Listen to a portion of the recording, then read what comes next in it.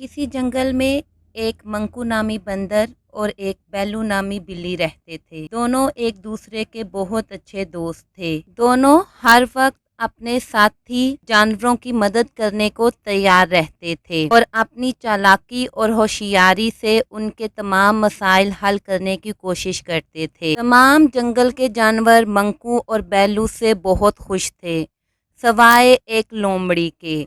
उसका नाम बी लोमड़ी था। बी लोमड़ी को उनकी दोस्ती एक आंख नहीं बाती थी और वो चाहती थी कि इनकी दोस्ती टूट जाए। लिहाजा एक दिन उसे एक ख्याल सूझा और वो मंकू और बैलू के पास गई और कहने लगी कि मुझे लगता है कि मंकू बैलू से ज़्यादा होशियार और चालाक है। ये बात सुनकर बैलू फौरन बोली कि अभी पता चल जाता है कि हम दोनों में से कौन ज्यादा होशियार है। बैलू ने मंकू को चैलेंज दिया कि वो अपनी होशियारी का सबूत दे। बैलू ने कहा, चलो देखते हैं कि हम दोनों में से ज्यादा अक्लमंद कौन है और अपनी अक्ल कौन ज्यादा अच्छे तरीके से इस्तेमाल करता है। बैलू ने कहा कि हम में से जो ज्यादा मज़ेदार और मुनफरिद तरीके से खाना चोरी करेगा वो ये चैलेंज जीत जाएगा। मंकू ने फ़ौरन ये चैलेंज कबूल कर लिया। दोनों अपने अपने तरीके से मंसूबे बनाने लगे। अगले दिन बैलू ने अपनी होशियारी दिखाने का फैसला किया। उसने एक घर के सामने जाकर मियाऊं मियाऊं करना शुरू कर दिया। घर का मालिक बिल्ली की आवाज़ सुनकर बाहर आया तो बैलू उसके पैरों के साथ लोट-पोट होने लगी। मालिक को बिल्ली बहुत प्यारी लगी और वो ये समझा कि बिल्ली भूखी है। वो फ़ौरन घर के अंदर गया और एक प्याला दूध का भरकर बैलू के लिए लेकर आया।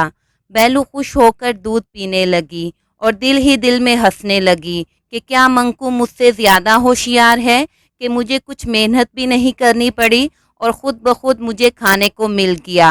अब बारी थी मंकू की। मंकू ने एक दूसरा तरीका सोचा। वो एक दरख्त पर चढ़कर एक खिड़की के रास्ते से एक घर में दाखिल हो गया। वहाँ इसने देखा कि बावर्ची खाने में बहुत सारे फल रखे हुए हैं। मंकू ने फ़ौरन एक बड़ा तरबूज उठाया और उसे खिड़की के रास्ते बाहर फेंक दिया और फिर ख़ुद भी बाहर छलांग लगा ली और तरबूज उठाकर जंगल की तरफ भाग आया। जब बैलू ने देखा कि मंकू इतना बड़ा तरबूज लेकर आ रहा है तो उसे बहुत ज़्यादा हैरानी हुई और उसने मंकू से पूछा कि मंकू भैया, ये तुमने कैसे किया? तो मंकू ने हंसते हुए जवाब दिया, ये बहुत आसान था, मैंने सिर्फ अपने दिमाग का इस्तेमाल किया। बैलू ने मान लिया कि मंकू वाकई ही बहुत होशियार है। दोनों ही समझ गए थे कि दोनों ने हर लिहाज से अपनी अक्लमंदी का सबूत अच्छे तरीके से दिया है और दोनों ये भी समझ गए थे कि ये सिर्फ बी लोमड़ी की चाल थी।